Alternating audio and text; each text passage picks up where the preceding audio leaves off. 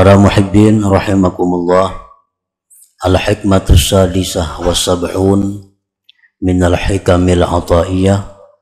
Qala al-imam Ahmad ibnu Athaillah as-Sakandari rahimahullah wa nafa'ana bi'ulumihi wa asrarih.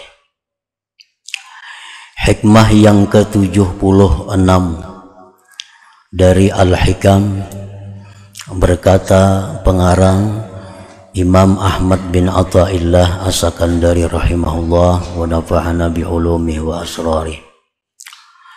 Ar-raja'u maqaranahu amalun wa illa fahuwa umniyatun. Yang terjemahnya bermula raja, bermula mengharap, ialah sesuatu yang menyertai akan dia ulih amal. Dan apabila tidak disertai dengan amal, dengan perbuatan, maka itu raja, maka itu mengharap tadi namanya adalah umniyatun, angan-angan dan kebohongan. Mengharap disebut ar-raja, itu sesuatu yang disertai oleh perbuatan, usaha. Jika tidak ada perbuatan, jika tidak ada usaha, maka itu hanya namanya khayalan, mengangan-angan dan kebohongan. Qala ba'dul ulama ar-raja'u ta'alluqul qalbi bimatmu'in yahsulu bil mustaqbal ma'al akhdhi bil amalil muhassililah. Bermula raja, bermula yang dimaksud dengan mengharap ialah bergantungnya hati dengan sesuatu yang diingini, yang akan terjadi pada masa yang akan datang, disertai melaksanakan pekerjaan yang menghasilkan bagi itu yang diingini. Nah, itulah dalam bahasanya raja itu. Para ulama terdahulu mencontohkan dalam hal raja ini seseorang yang mengharap panen, seseorang yang mengharap mengatam. Itu dikatakan benar mengharap apabila orang ini mencari tanah untuk sawah ladangnya. Dia kelola tanah itu, dibajak, dibersihkan, lalu ditanami padi, kemudian disiram, dipupuk, dibersihkan rumput-rumputnya, sambil mengharap satu saat nanti panen. Nah, inilah yang dinamakan mengharap yang sebenarnya. Apabila orang itu menghendaki panen, mengatam, tapi kada menanam padi, atau menanam padi cuma tidak dirawatnya, begitu tanam lalu mengharap mudahan kaina aku panen, mudahan kena aku mengatam, dipupuk kada, disiram kada, dibersihi kada. Nah, orang seperti ini namanya adalah mengangan-angan atau mahayal, mengatam. Nah, itu perbedaan antara mengharap dan mengangan-angan. Mengharap itu ada usaha untuk menghasilkan yang diingini, sedangkan mengangan-angan itu tidak ada usaha sama sekali, atau ada usaha tapi tidak sempurna untuk mendapatkan yang diingini itu. Wal aslu fihi qauluhu ta'ala, bermula asal pada masalah raja mengharap ini firman Allah Ta'ala, faman kana yarju liqa'a rabbih falya'mal 'amalan shalihan wa la yusyrik bi'ibadati rabbih ahada. Nah, ini dalilnya mengharap itu. Barang siapa yang menghendaki, mengharap berjumpa dengan Allah di dalam surga, maka hendaklah dia beramal saleh dan tidak menyekutukan beribadah kepada Tuhan itu akan seseorang pun. Artinya ikhlas. Nah, kalau kita mengharap berjumpa dengan Allah di dalam surga, Allah menyebutkan beramallah amal saleh, ikhlaskanlah amal saleh itu karena Allah, maka kita akan berjumpa dengan Allah di dalam surga. Nah, ini namanya adalah harap yang sebenarnya. Kalau kita mengharap masuk surga tapi kada beramal saleh, atau kadang-kadang beramal saleh, kadang-kadang ikhlas, kadang-kadang ria, nah maka ini adalah namanya umniyah, angan-angan yang merupakan kebohongan, bukan mengharap. Kita nih hendak ke surga mati, tapi mbah nu mau juga menggawe maksiat, mbah nu mau juga taat, mbah nu ikhlas, mbah nu kada, tapi hendak mengharap ke surga. Itu bukan harap, ngarannya mengangan-angan. Nah, mengangan-angan, mahayal aja masuk surga. Kalau hendak bujur masuk surga, amal saleh, tinggalkan yang munkar, ikhlaskan karena Allah. Nah, itu dijamin oleh Allah berjumpa dengan Allah di dalam surga. Para muhibbin rahimakumullah. Wa qad qila ar-raja'u maqamun syarif min maqamatil asyarah. Bermula ar-raja, mengharap tadi, itu merupakan satu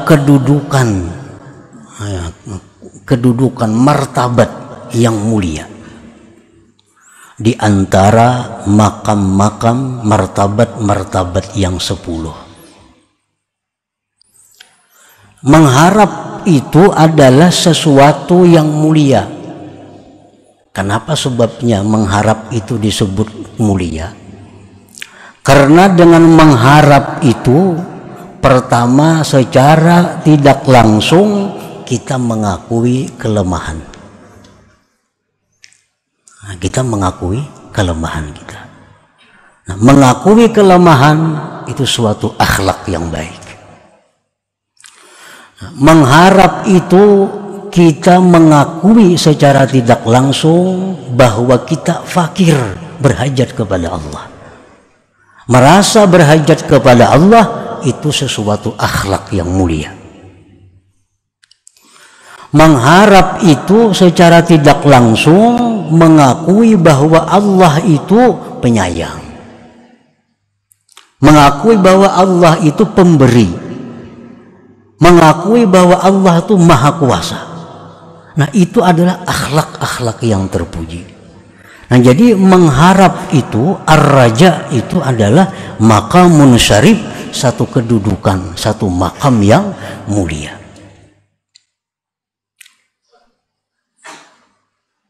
Min maqamatil asyarah, daripada 10 makam, 10 kedudukan. Imam Al-Habib Abdullah Al-Idrus Al-Akbar mengatakan, ujar beliau, kalau kita hendak menduduki suatu makam yang paling tinggi, yang disebut dengan makam baka, itu memerlukan 10 makam yang mesti dilalui. Nah, termasuk di antara 10 yang dilalui itu adalah ar-raja, mengharap ini. Jadi kita kada bisa duduk di suatu makam yang disebut dengan makam baka kecuali melalui yang 10 ini. Makam baka itu makam puncak seorang hamba Allah, di mana seseorang hamba Allah yang duduk di makam baka itu adalah orang tersebut tidak terdinding daripada Allah begitu melihat, tidak terdinding daripada Khalik begitu melihat makhluk, dan tidak terdinding kepada makhluk begitu melihat Khalik. Nah, ini makam yang paling tinggi. Kalau dia melihat makhluk, tidak terdinding Khaliknya, penciptanya. Kalau dia musyahadah kepada Khalik Tuhannya, tidak terdinding melihat makhluk ciptaannya. Nah, ini makam puncak yang hanya bisa didapat kalau kita melalui 10 makam ini, termasuk makam raja mengharap ini yang mesti dilalui. Kalau makam pana itu cukup 9 makam dilalui. Kalau usah 10, cukup 9 makam. Karena fana itu adalah orang yang musyahadah kepada Allah, orang yang menyaksikan Allah tapi tidak melihat lagi makhluk. Nah, ini makam fana, di bawah daripada makam baka.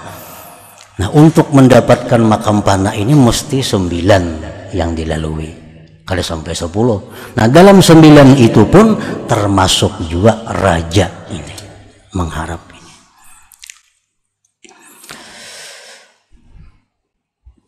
Para muhibbin rahimakumullah, makam yang 10 itu ujar Habib Abdullah Al-Idrus Al-Akbar. Pertama makam Tubat, yang kedua makam Wara, yang ketiga makam Zuhud, yang keempat makam Sabar, yang kelima makam Fakir, yang keenam makam Syukur, yang ketujuh makam Khawf, yang kedelapan makam Raja, yang ke-9 makam Tawakal, yang ke-10 makam Ridha.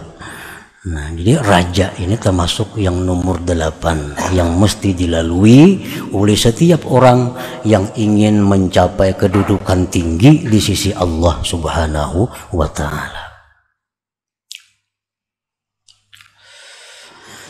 Wa huwa yab'asu 'alal ijtihad bil a'mal. Raja itu mengharap itu mendorong atas bersungguh-sungguh pada beramal. Nah, gunanya raja ini adalah, gunanya mengharap ini adalah untuk membangkitkan kita, memperbanyak amal ibadah kepada Allah. Para ulama menyebutkan raja ini, mengharap ini seperti sayap burung, seperti sayap. Nah, sayap burung itu kalau dia tidak berkepak, kada bergerak, burung tuh halarnya itu nak kada bergerak, turunnya bujurnya bahalar, cuma kada bergerak, nah turun. Nah, kalau hendak naik burung itu mesti menggerakkan sayapnya. Nah, jadi raja itu mengharap tuh sama seperti sayap. Kalau ingin naik mesti berusaha, karena raja ini membangkitkan amalan-amalan, membangkitkan kesungguhan, kerajinan dalam beribadah kepada Allah Subhanahu wa Ta'ala. Wa amma ar-raja'ul kadzib alladhi yufattiru sahibah 'anil amal wa yujarri'uhu 'alal ma'asi waz-dzunub falaysa hadza bir-raja'i shadiq walakinnahu umniyatun wa ightirar. Adapun raja yang dusta, nah, mengharap yang dusta, itu adalah sesuatu yang membuat lemah daripada beramal, yang menambah keberanian maksiat dan berbuat dosa. Ini namanya adalah ar-raja'ul kadzib. Nah, ini mengharap yang bohong, yang dusta. Nya mengetahui Allah Ta'ala itu penyayang, Allah Ta'ala itu pemurah, Allah Ta'ala pemaaf.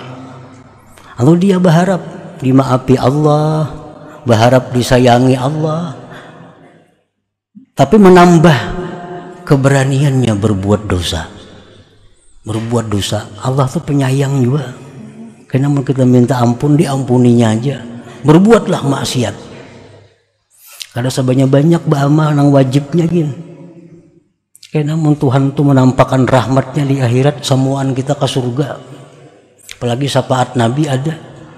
Nah, raja ini ngarannya raja yang dusta, yang membuat kita malas, nah, membuat kita berani melakukan dosa. Itu bukan raja, bukan mengharap, tapi itu adalah merupakan kebohongan dan ketertipuan dia dengan Allah Subhanahu wa Ta'ala. Kan banyak di antara kita yang merasa bahwa Tuhan itu maha pengampun, Tuhan itu maha penyayang, Tuhan itu maha segala-galanya, sifat-sifat indahnya.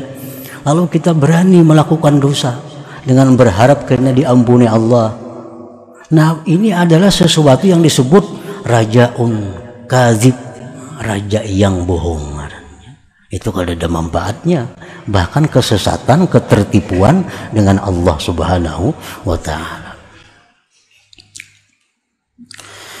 Qala al-Imam al-Ghazali, fal abdu idza batha bidral iman biqalbihi wa saqahu bima'i ta'at wa tahhara al-qalba an syauqil akhlaqir radi'ah wa antazara min fadlillah tasbitahu ala dhalik ila al-maut wa husnil khatimah al-mubdiyati ila al-maghfirah kana intizaruhu raja'an hakikiyya. Imam Ghazali rahimahullah berkata, maka seorang hamba apabila dia menebarkan paung iman di dalam hatinya, nah dalam hatinya ada iman, ini modal iman, lalu iman yang dalam hati tadi dia siram, nah dia siram, dia pupuk dengan air taat, dan dia bersihkan hatinya dari duri-duri akhlak yang tercela, dan dia menunggu anugerah Allah ditetapkan atas yang demikian sampai mati, dan husnul khatimah yang membawa kepada ampunan, maka penantiannya itu disebut adalah raja yang sebenarnya, mengharap yang sebenarnya. Artinya orang ini imannya ada, imannya itu dipupuknya dengan taat, dipupuknya dengan taat, hatinya dibersihkan dari duri-duri, rumput-rumput akhlak yang tercela, dan dia menunggu anugerah Allah agar tetap yang demikian itu sampai mati, husnul khatimah. Nah, maka penantiannya itu disebut adalah rajaan hakikiyah, mengharap yang sebenarnya. Itu bujur-bujur mengharap ngarannya. Summa qal wa in qata'a an bidril iman ta'ahudahu bima'it ta'at aw tarakal qalba mashhunan biraza'idil akhlaq wanhamaka fi talabil lazzati dunyawiyah summa intazara al-maghfirah pantizaruhu humkun wa gutirar. Kemudian berkata Imam Ghazali, jika dia memutus dari paung iman itu pemeliharaannya dengan air taat, iman ada tapi kada disiram dengan air taat, iman ada tapi sembahyang kada, atau kadang-kadang sembahyang, kadang-kadang berbuat baik, kadang-kadang buat maksiat, atau dia tinggalkan hatinya itu dipenuhi dengan akhlak-akhlak yang tercela, dan dia tenggelam pada mencari kelezatan dunia, kemudian dia mengharapkan ampunan Allah, maka penantiannya itu adalah satu kebodohan dan ketertipuan. Ini iman aja, orangnya ada iman, nah tapi masih labil bahasa kita angin-anginan. Kemana angin membawa? Karena angin membawa maksiat, karena angin hendak beremian. Karena angin pengajian. Ini kebanyakan kita kayak ini nih, angin-anginan nih. Ada yang dengar rami sana tulah kan, ada yang mendengar kemaksiatan sana. Nah, aku nunjuk buang duit. Nah, keadaannya seperti itu. Tapi dia berharap dapat ampunan Allah. Dia berharap mati husnul khatimah. Ini namanya adalah bukan berharap, bahayal ngarannya. Nah, bahaya, angan-angan itu.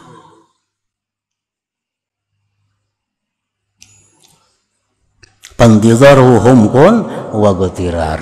Maka penantiannya itu kebodohan dan tertipu. Yang diharapnya itu kada akan tercapai. Kenapa? Karena dia kada berbuat hal-hal yang menghasilkan untuk ampunan itu.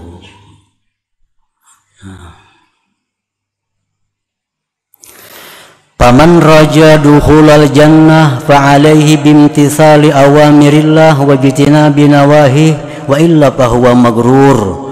Barang siapa yang mengharapkan masuk surga, maka lazimilah menjunjung perintah Allah, menjauhi larangannya. Kalau tidak, maka harapannya itu adalah menipu akan dia. Kalau hendak bujur-bujur masuk surga, laksanakan perintah Allah, jauhi yang dilarangnya, masuk surga. Nah, kalau tidak demikian, bahwa magrur, dia tertipu. Nah, para muhibbin rahimakumullah. Jadi artinya mulazamah, menjunjung perintah Allah itu mulazamah, terus menerus, kada terubah dengan keadaan cuaca. Kalau hendak masuk surga, fa'alaihi, fayalzamu alaihi, maka lazim atasnya. Lazim artinya kadang-kadang. Nah, jadi sesuatu yang kita kerjakan di jalan Allah ini hendaknya terus lurus sampai mati. Jangan kiri kanan terbawa angin, terbawa godaan-godaan. Karena godaan ini kadang-kadang yang menghancurkan kita, yang membuat kita menyimpang dari jalan yang benar. Cobaan itu kada gampang menghadapinya. Dibawai orang tulakna, 4K orang ke Jepang gratis sih kan. Kan cobaan toh. Bapak dicari ke Jepang itu. Nah, lalu tulak. Akibatnya apa? Sembahyang berjamaah yang selama ini diperbuat di Jepang ada masjid kan sembahyang berjamaah itu. Nang tiap minggu ke pengajian di sana ada pengajian terputus semua. Nang dilihat didengar banyak kemaksiatan. Maka kemaksiatan ini kalau kita kada menegur, nah kalau kita kada keberatan, kita maksiat. Maksiat itu walaupun kita kada memperbuat, tapi kita kada menegur dan kada keberatan, kita maksiat. Kalau kawan ditegur, tegur. Kalau kada, sekada-kadanya kita keberatan. Melihat bini selawar handap, bah muarban aku itu. Mun kawan angka itu, ayuha.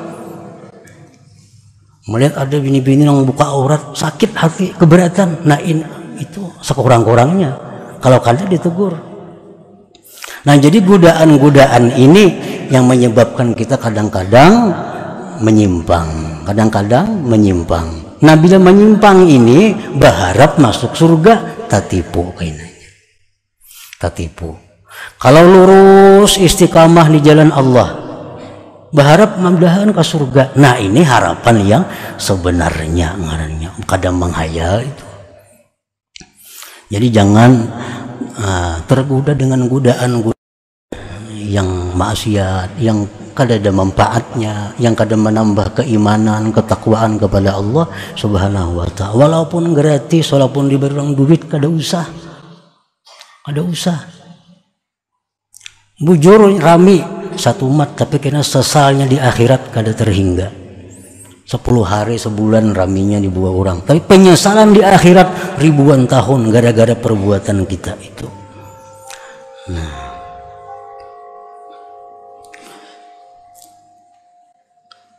jadi jangan menyayangkan itu. Sayangnya kalau dia ada kesempatan tempula gratis, jangan sayang itunya. Yang kita sayangkan diri kita menyesali itu beberapa ribu tahun di akhirat. Itu yang mesti kita jaga, bukan yang seapa hadiah orang, pemberian orang itu kada perlu disesali berapa ada itu.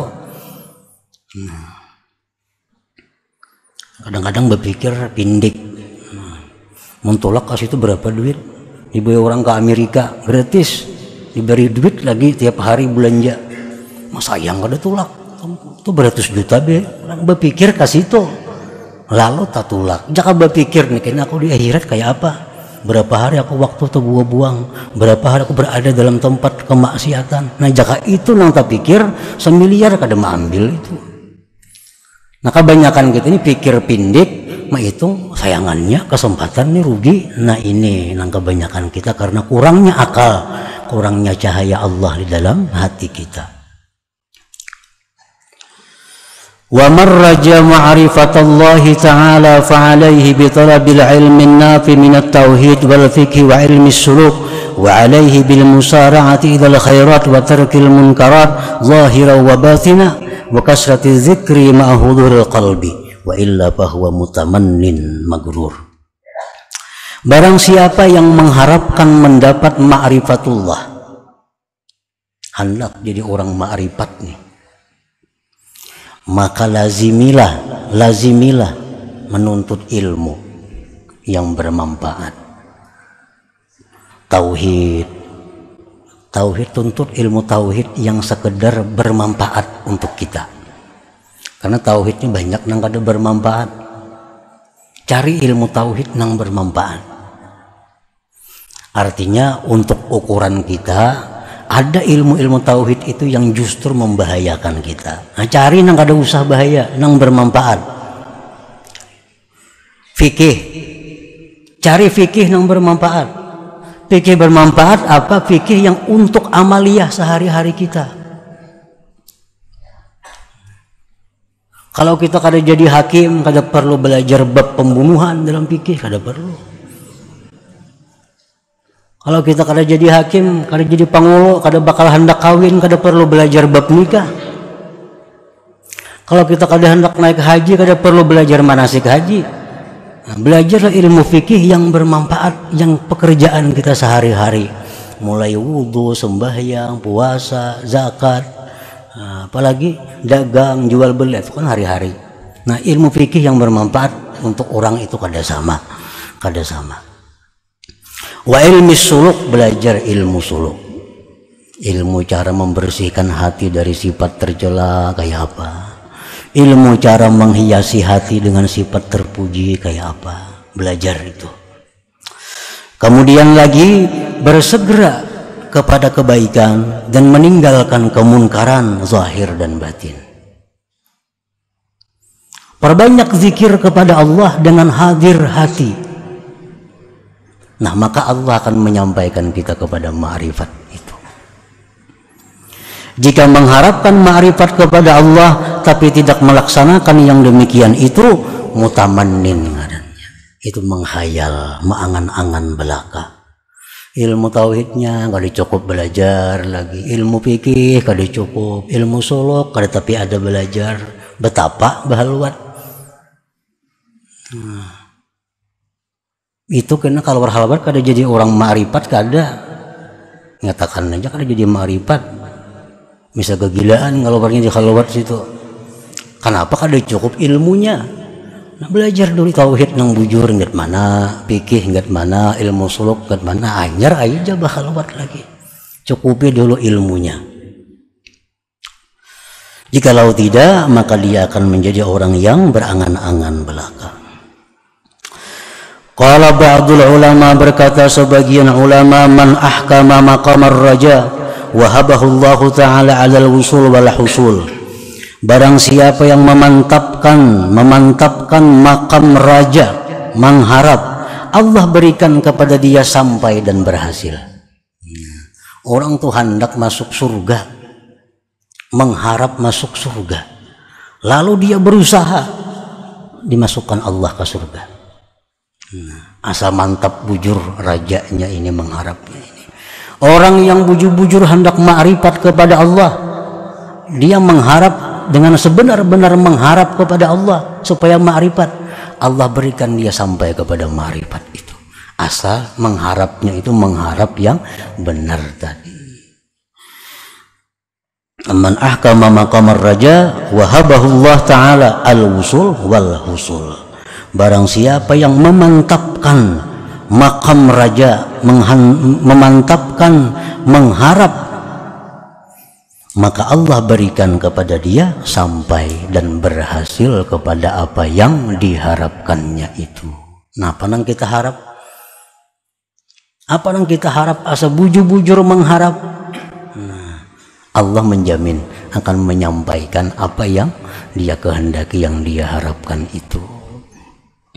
Nah, selanjutnya hikmah yang ke-77. إلى حضرة النبي صلى الله عليه وسلم. الفاتحة. أعوذ بالله من الشيطان الرجيم. بسم الله الرحمن الرحيم. الحمد لله رب العالمين الرحمن الرحيم مالك يوم الدين. إياك نعبد وإياك نستعين.